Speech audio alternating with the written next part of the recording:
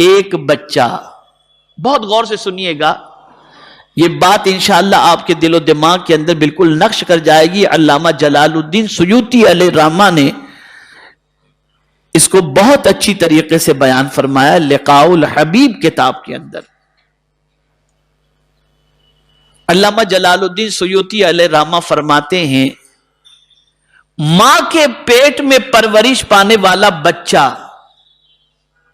اسی ماں کے پیٹ کو پوری دنیا تصور کرتا ہے، اور وہ یہ سوچتا ہے کہ یہ دنیا کتنی اچھی ہے، مجھے اس سے باہر نہیں نکلنا، بغیر محنت کے مجھے کھانا بھی مل رہا ہے، پانی بھی مل رہا ہے، آکسیجن بھی مل رہا ہے، اور زندگی بھی مل رہی ہے۔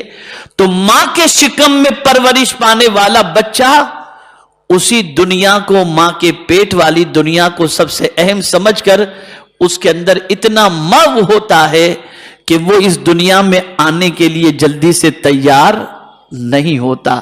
اسی لیے یاد رکھیں کہ بچے کی ولادت جو ہوتی ہے نا، اس ولادت کا وقت آسان نہیں ہوتا، وہ وقت اتنا کٹھن ہوتا ہے کسی بچے کی ولادت کا کہ اس وقت جو ماں کو درد کے جھٹکے محسوس ہوتے ہیں، اس جھٹکے کا صلہ اگر پوری زندگی بچہ اگر کاندھے پر رکھ کر کے ماں کو اگر خانے کعبہ کا طواف بھی کرائے تو اس جھٹکے کا حق بھی وہ ادا نہیں کر سکتا۔ لیکن بچہ کیا سمجھتا ہے، وہی ماں کا پیٹ یہ بہت بڑی دنیا ہے، یہ اس دنیا میں آنا نہیں چاہتا، لیکن جیسے ہی آتا ہے تو روشنی دیکھتا ہے، دنیا دیکھتا ہے تو رونا شروع کر دیتا ہے، میں کہاں آ گیا۔ لیکن پھر اتنی بڑی دنیا دیکھتا ہے تو اچھا لگتا ہے اس کو کہ میں تو اتنی سی دنیا میں تھا، اس دنیا سے یہ دنیا تو کتنی بڑی ہے، یہاں تو چاند، سورج، آسمان، زمین، انسان، ساری چیزیں موجود ہیں۔ تو انسان جب اس دنیا کو دیکھتا ہے تو ماں کے پیٹ والی دنیا سے یہ دنیا اسے بڑی لگتی ہے، اور اس دنیا کی محبت میں اتنا ڈوب جاتا ہے، توجہ چاہوں گا، اس دنیا کی محبت میں اتنا ڈوب جاتا ہے کہ جس طریقے سے ماں کے پیٹ سے باہر آنے کو وہ تیار نہیں تھا، ویسے ہی اس دنیا سے بھی قبر میں جانے کے لیے وہ تیار نہیں ہے۔ کوئی مرنے کے لیے تیار نہیں، موت کوئی پسند نہیں کرتا، اسے دنیا بڑی لذیذ لگتی ہے، بڑی اچھی لگتی ہے۔ یا اللہ کیسے قبر میں جائیں گے، وہ اندھیری کوٹھڑی، کوئی وہاں ملنے والا نہیں، کوئی بات کرنے والا نہیں، کوئی دیکھنے والا نہیں، پتہ نہیں کھانے پینے کا اور کیسے وہاں پر گزاریں گے، بس وہ ٹینشن اتنی چھوٹی سی جگہ کے بارے میں۔ جس طریقے سے ماں کے پیٹ کی دنیا کو بندہ چھوڑنا پسند نہیں کرتا تھا، ایسے ہی اس دنیا کو بھی چھوڑنا وہ پسند نہیں کرتا۔ لیکن جیسے ہی روح نکلی، اور وہ نکلنی ہے، اور مومن کو قبر میں اتارا گیا، اور جب اس کے لیے جنت سے ہوائیں آنے لگیں تو پھر وہ سوچتا ہے یار اس دنیا سے تو یہ دنیا بہتر ہے، اس دنیا سے یہ دنیا بہتر ہے۔ اور پھر اسے قبر میں ایسا سلا دیا جاتا ہے کہ حدیث مبارکہ میں آقا کریم صلی اللہ علیہ وسلم نے فرمایا کہ مومن سے کہا جائے گا اس طرح سو جا جیسے دلہن سویا کرتی ہے، کہ دلہن کو اس کا محبوب جگایا کرتا ہے، ایسے ہی تجھے بھی تیرا محبوب قبر کے اندر جگا لے گا، سونے کا ہوگا۔ تو اب وہ بندہ قبر کو بہت اچھا، اسی لیے حضور صلی اللہ علیہ وسلم نے فرمایا قبر جنت کے باغوں میں سے ایک باغ ہے یا جہنم کے گڑھوں میں سے ایک گڑھا، اللہ ہم سب کے لیے جنت کا باغ قبر کو بنا دے۔ تو اب وہ دنیا اس دنیا سے بہتر ہوئی۔ اب جب وہ وہاں رہے گا اور قیامت کی سور پھونکی جائے گی، اور جب قبر سے اٹھایا جائے گا تو سوچے اب کہاں جا رہا ہوں، اب کہاں جا رہا ہوں۔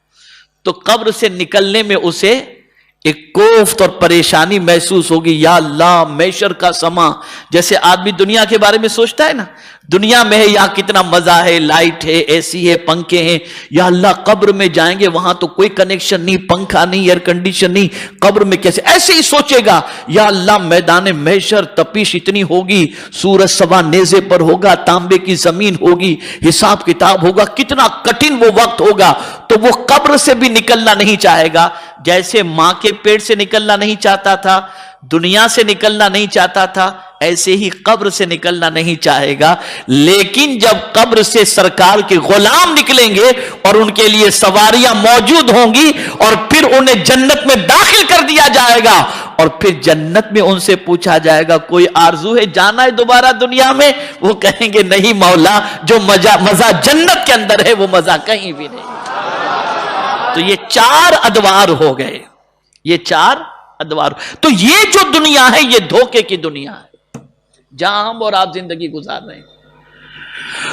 اور جب یہ چیز کسی کے سامنے کھل جاتی ہے, صحابہ کے سامنے کھل گئی تھی یہ چیز, تابعین کے سامنے یہ چیز کھل گئی تھی, اولیاء کاملین کے سامنے یہ چیز کھل گئی تھی, اس لیے وہ دنیا کے عیش کو پرائیورٹی نہیں دیتے تھے, وہ آخرت کے عیش کو پرائیورٹی دیتے تھے.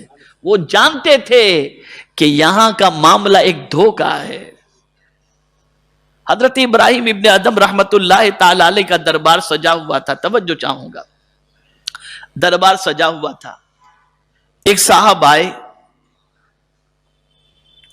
اور دربار میں حضرت ابراہیم ابن ادم علیہ رحمہ کو دیکھنے لگے غور سے. تو حضرت ابراہیم ابن ادم نے پوچھا کیا بات ہے؟ کہا ایک رات میں آپ کے اس سرائے میں قیام کرنا چاہتا ہوں. مسافر خانہ اس نے کہہ دیا. بادشاہ کے محل کو کیا کہا اس نے؟ کیا کہا بولیے؟ بادشاہ کے محل کو کیا کہا اس نے؟ اس مسافر خانے میں میں ایک رات رکنا چاہتا ہوں. تو حضرت ابراہیم ابن ادم نے کہا عجیب نادان آدمی ہو, یہ مسافر خانہ نہیں, یہ میرا محل ہے, بادشاہ کا محل ہے. کہا اچھا یہ بتائیے کہ آپ سے پہلے اس محل میں کون رہتا تھا؟ کہا میرے ماموں رہتے تھے. کہا ان سے پہلے؟ بولے فلاں. ان سے پہلے فلاں. تو بولے مسافر خانہ کہتے کسے ہیں؟ ایک آئے اور ایک جائے. مسافر خانہ کسے کہتے ہیں؟ جہاں آدمی پرماننٹ نہ رہے, آتا جائے جاتا جائے, یہی تو مسافر خانہ. آنکھیں کھل گئی اس وقت. آج ہم اپنے گھروں کا جائزہ لیں, آج ہم اپنے گھروں میں رہ رہے ہیں, کل ہماری اولاد ان گھروں میں رہے گی, پھر ان کی اولاد ان گھروں میں, اگر گھر رہے تو وہ اس میں رہیں گے. تو یہ دنیا در حقیقت دھوکے کی چیز ہے. بہت اہم بات عرض کر رہا ہوں, یہ دنیا دھوکے کی چیز ہے. انسان کو اس دنیا سے محبت نہیں, دنیا پیدا کرنے والے سے محبت کرنی چاہیے. غلطی یہ ہو گئی کہ انسان نے دنیا سے محبت کی, دنیا پیدا کرنے والے سے محبت نہ کی. اور صحابہ دنیا سے نہیں, دنیا پیدا کرنے والے سے محبت کرتے تھے. اس لیے کیفیت کیا تھی وہ سمجھتے تھے, یہ مال کیا ہے, یہ دولت کیا ہے, یہ محل کیا ہے, یہ مکانات کیا ہیں, یہ ڈیکوریشن کیا ہے, یہ آسائش کا سامان کیا ہے, یہ سب ایک دھوکہ ہے. آج ہمارے یہاں عزت دار اسے تصور کیا جاتا ہے جس کے پاس مال کے اعتبار سے, دنیا کے اعتبار سے اس کے پاس ساز و سامان بھی زیادہ ہو, تعیشات کے سامان سے لے کر کے ہر اعتبار سے دنیا کی چیزیں اس کے پاس زیادہ ہو. انسان اسے خوش نصیب بھی سمجھتا ہے اور عزت والا بھی سمجھتا ہے. لیکن سنو, اللہ والے کسے عزت والا سمجھتے تھے؟